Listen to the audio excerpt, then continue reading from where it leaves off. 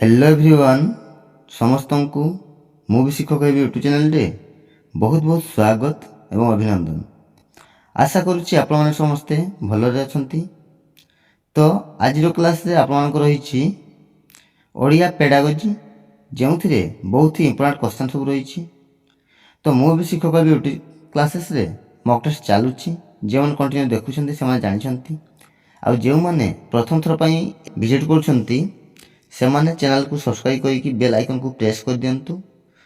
फल आगो को आसुथिबा समस्त क्लास नोटिफिकेशन सर्वप्रथमे आपन पाखु पहुंचो। ठीक अछि, तो चलंतु देरी न करी क्लास को आरंभ करिया। देखंतु क्वेश्चन नंबर 1, भाषा शिक्षण बेले शिक्षक हिसाब रे कोन जानिबा उचित? भाषा शिक्षण बेले शिक्षक हिसाब रे कोन जानिबा उचित?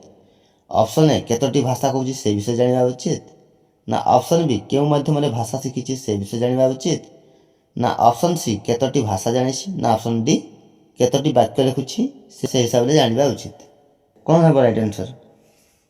ऑप्शन डी केतोटी वाक्य लिखुछि से हिसाब रे जानिबा उचित। हला भाषा शिक्षण बेले शिक्षक हिसाब रे कोन जानिबा उचित ना से केतोटी वाक्य लिखि पारुछि। हला तो option D is right answer. Next question number 2, एकक परीक्षण साधारणतः कहा उपरे पर्यवेसित? एकक परीक्षण साधारणतः कहा उपरे पर्यवेसित?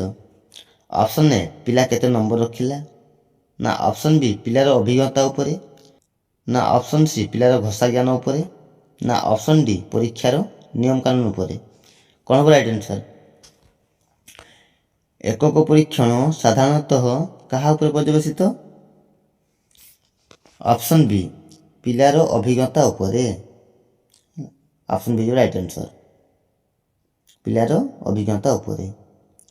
नेक्स्ट क्वेश्चन नंबर 3, भाषा शिक्षण डैश परिस्थिति रे हेबा उचित? भाषा शिक्षण केउ परिस्थिति रे हेबा उचित?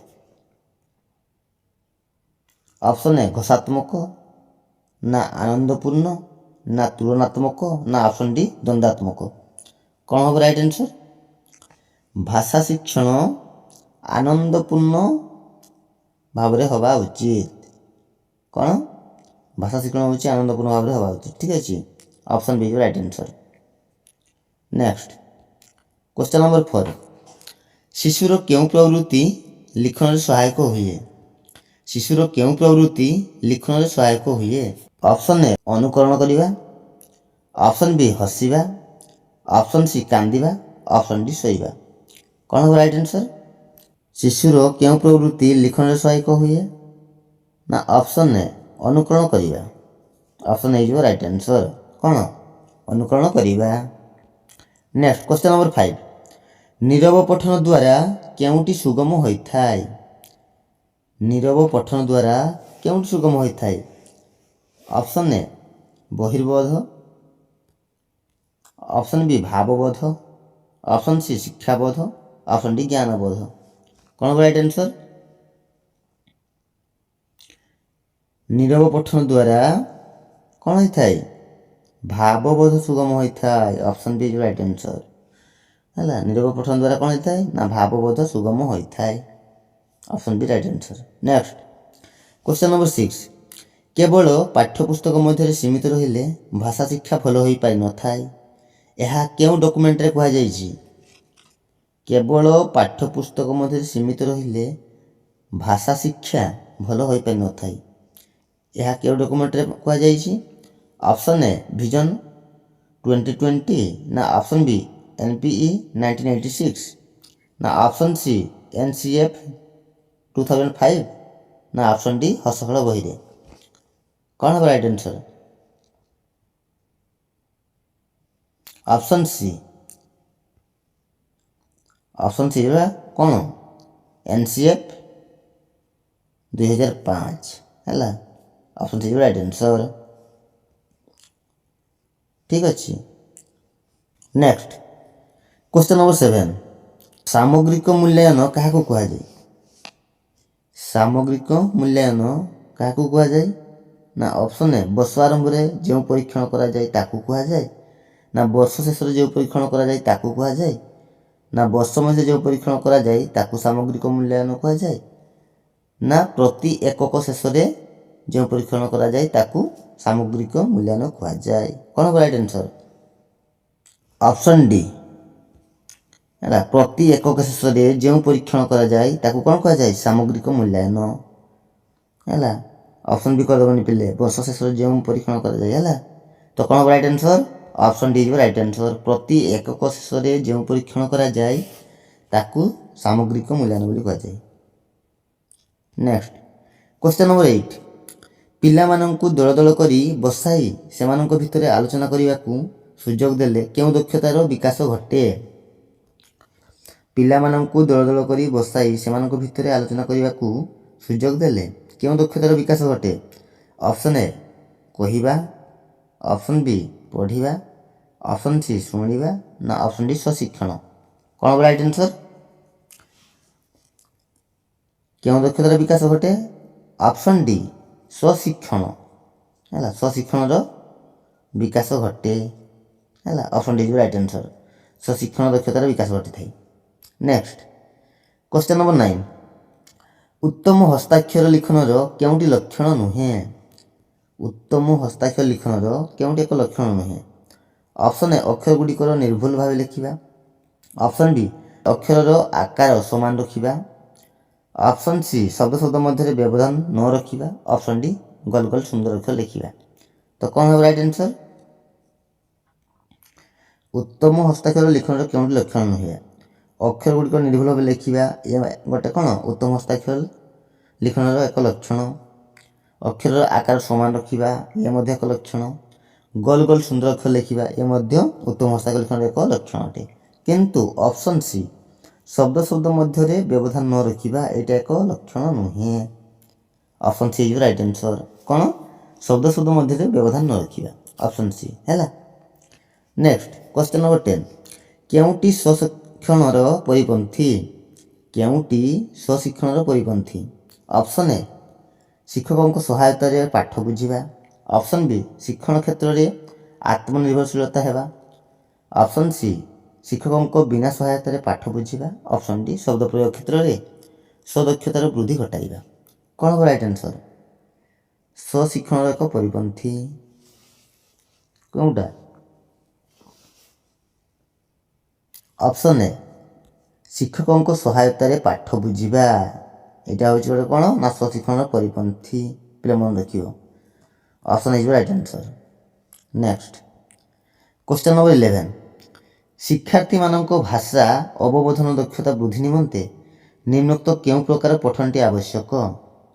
ଶିକ୍ଷାର୍ଥୀମାନଙ୍କ ଭାଷା ଅବବୋଧନ ଦକ୍ଷତା ବୃଦ୍ଧି ନିମନ୍ତେ ନିମ୍ନୋକ୍ତ ମଧ୍ୟରୁ କେଉଁ ପ୍ରକାର ପଠନଟି ଆବଶ୍ୟକ? ଅପସନ୍ ଏ ନିରବ ପଠନ, ନା ଅପସନ୍ ବି ଉଚ୍ଚ ପଠନ, ନା ଅପସନ୍ ସି ଦ୍ରୁତ ପଠନ, ନା ଅପସନ୍ ଡି ଦୂରଗତ ପଠନ। କ'ଣ ହେବ ରାଇଟ୍ ଆନ୍ସର୍? ଅପସନ୍ ଏ ନିରବ ପଠନ। ହେଲା, ଠିକ୍ ଅଛି। ଶିକ୍ଷାର୍ଥୀମାନଙ୍କ ଭାଷା ଅବବୋଧନ ଦକ୍ଷତା ବୃଦ୍ଧି ନିମନ୍ତେ ନିମ୍ନୋକ୍ତ କ'ଣ ନିରବ ପଠନଟି ଆବଶ୍ୟକ। ଅପସନ୍ ହେଇଯିବ ରାଇଟ୍ ଆନ୍ସର୍। କ୍ୱେଶ୍ଚନ୍ ନମ୍ବର 12, ପ୍ରତିକାରାତ୍ମକ ବ୍ୟବସ୍ଥା କଲେ ଲାଭ କ'ଣ ହେବ?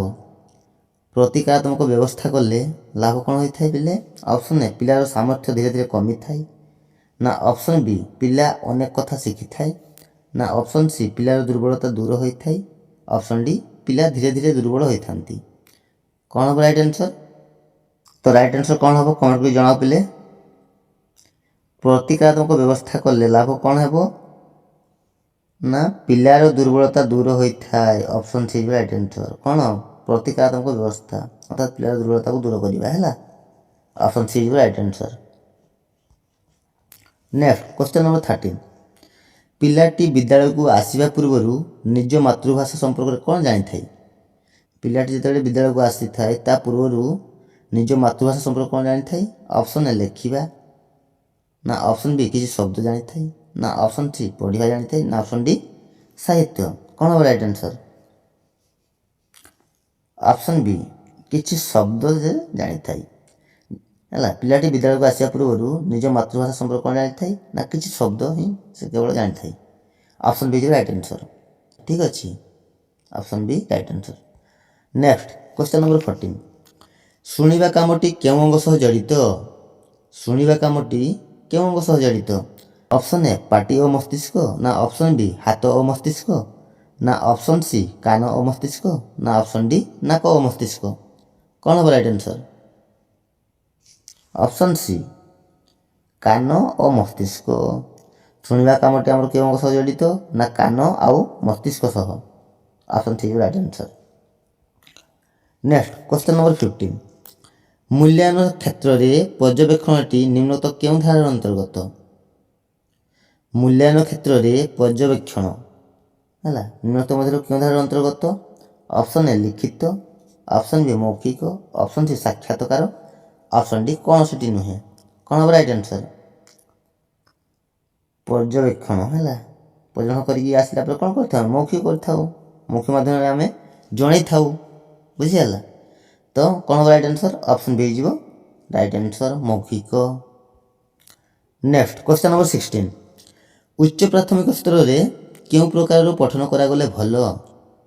ଉଚ୍ଚ ପ୍ରାଥମିକ ସ୍ତରରେ କେଉଁ ପ୍ରକାରର ପଠନ କରାଗଲେ ଭଲ? ଅପସନ୍ ଏ ଉଚ୍ଚ ପଠନ, ଅପସନ୍ ବି ସରଳ ପଠନ, ଅପସନ୍ ସି ଗଭୀର ପଠନ, ଅପସନ୍ ଡି ଦ୍ରୁତ ପଠନ। ତ କ'ଣ ହେବ ରାଇଟ୍ ଆନ୍ସର୍? ଉଚ୍ଚ ପ୍ରାଥମିକ ସ୍ତରରେ କେଉଁ ପ୍ରକାରର ପଠନ କରାଗଲେ ଭଲ? ନା ଗଭୀର ପଠନ। ଅପସନ୍ ସି ରାଇଟ୍ ଆନ୍ସର୍ ହେଲା ଗଭୀର ପଠନ। Next question number 17। ମୁକ୍ତ ଉତ୍ତରମୂଳକ ପ୍ରଶ୍ନ କ'ଣ? ମୁକ୍ତ ଉତ୍ତରମୂଳକ ପ୍ରଶ୍ନ ଅପସନ୍ ଏ ଯେଉଁ ପ୍ରଶ୍ନର ଏକ ନିର୍ଦ୍ଦିଷ୍ଟ ଉତ୍ତର ଥିବ, ନା ଅପସନ୍ ବି ପ୍ରଶ୍ନର ଅନେକ ଉତ୍ତର ଆସୁଥିବ, ନା ଅପସନ୍ ସି ପ୍ରଶ୍ନର ଉତ୍ତର କ୍ଷୁଦ୍ର ହୋଇଥିବ, ନା ଅପସନ୍ ଡି ପ୍ରଶ୍ନର ଉତ୍ତର ଲମ୍ବା ହୋଇଥିବ। କ'ଣ ହେବ ରାଇଟ୍ ଆନ୍ସର୍? ଅପସନ୍ ବି ପ୍ରଶ୍ନର ଅନେକ ଉତ୍ତର ଆସୁଥିବ। ତାହେଲେ ମୁକ୍ତ ଉତ୍ତରମୂଳକ ପ୍ରଶ୍ନ ହେଉଛି କ'ଣ? ନା ପ୍ରଶ୍ନର ଅନେକ ଉତ୍ତର ଆସୁଥିବ। Option B right answer. ଠିକ୍ ଅଛି। Next question number 18। କେଉଁଟି ବର୍ଣ୍ଣାଶୁଦ୍ଧି ନିରାକରଣ ପାଇଁ ଉପଯୋଗୀ ନୁହେଁ? କେଉଁଟି ବର୍ଣ୍ଣାଶୁଦ୍ଧି ନିରାକରଣ ପାଇଁ ଉପଯୋଗୀ ନୁହେଁ? ଅପସନ୍ ଏ ଅଭିଧାନ ବ୍ୟବହାର, ଅପସନ୍ ବି ନୀରବ ପଠନ, ଅପସନ୍ ସି ଦୃଷ୍ଟ ଲିଖନ, ଅପସନ୍ ଡି ବର୍ଣ୍ଣନ ଖେଳ। କ'ଣ ହେବ ରାଇଟ୍ ଆନ୍ସର୍? ବର୍ଣ୍ଣାଶୁଦ୍ଧି ନିରାକରଣ ପାଇଁ ଉପଯୋଗୀ ନୁହେଁ। ଅପସନ୍ ବି ନୀରବ ପଠନ ହେଲା option B right answer. Next question number 19। ପ୍ରାଥମିକ ସ୍ତରର ପାଠ୍ୟକ୍ରମରେ କେଉଁ ବିଷୟ ଉପରେ ଅଧିକ ଗୁରୁତ୍ୱ ଦିଆଯାଇଛି? ପ୍ରାଥମିକ ସ୍ତରର ପାଠ୍ୟକ୍ରମରେ କେଉଁ ବିଷୟ ଉପରେ ଅଧିକ ଗୁରୁତ୍ୱ ଦିଆଯାଇଛି? ଅପସନ୍ ଏ ଭାଷା, ଅପସନ୍ ବି ବିଜ୍ଞାନ, ଅପସନ୍ ସି ଗଣିତ, ଅପସନ୍ ଡି ସାଧାରଣ ଜ୍ଞାନ। କ'ଣ ହେବ ରାଇଟ୍ ଆନ୍ସର୍? ଅପସନ୍ ଏ ଭାଷା ହେଲା ଭାଷା ଉପରେ ଅଧିକ ଗୁରୁତ୍ୱ ଦିଆଯାଇଛି। ଅପସନ୍ ହେଇଯିବ right answer. Next question number 20। କେଉଁଟି ମାତୃଭାଷା ଶିକ୍ଷଣ ପାଇଁ ଆବଶ୍ୟକ ନୁହେଁ? କେଉଁଟି ଏକ ମାତୃଭାଷା ଶିକ୍ଷଣ ପାଇଁ ଆବଶ୍ୟକ ନୁହେଁ? ଅପସନ୍ ଏ ମାନବିକ ଗୁଣାବଳୀ, ଅପସନ୍ ବି ଐତିହ୍ୟ, ଅପସନ୍ ସି ସଂସ୍କୃତି, ଅପସନ୍ ଡି ସମର ଶିକ୍ଷା। କ'ଣ ହେବ ରାଇଟ୍ ଆନ୍ସର୍? ମାତୃଭାଷା ଶିକ୍ଷଣ ପାଇଁ ଆବଶ୍ୟକ ନୁହେଁ ଅପସନ୍ ଡି ସମର ଶିକ୍ଷା। ଏଇଟା ହେବ ନାହିଁ ହେଲା ଅପସନ୍ ଡି ଯିବ ରାଇଟ୍ ଆନ୍ସର୍। ନେକ୍ସଟ ପ୍ଲେ ଦେଖନ୍ତୁ ଆପଣମାନଙ୍କ ପାଇଁ କମେଣ୍ଟ ରହୁଛି ଭାଷା ଶିକ୍ଷଣର ସର୍ବନିମ୍ନ ଦକ୍ଷତା କେତୋଟି? ତ ଏଇ ପ୍ରଶ୍ନର ସଠିକ୍ ଆନ୍ସର୍ କମେଣ୍ଟ ମାଧ୍ୟମରେ ଜଣାଇବେ। ତ ଆଉ ଗୋଟେ ନୂଆ ଭିଡ଼ିଓ ଦେଖା ହେବା। ସେ ପର୍ଯ୍ୟନ୍ତ ରହୁଛି। ଧନ୍ୟବାଦ। ଜୟ ଜଗନ୍ନାଥ।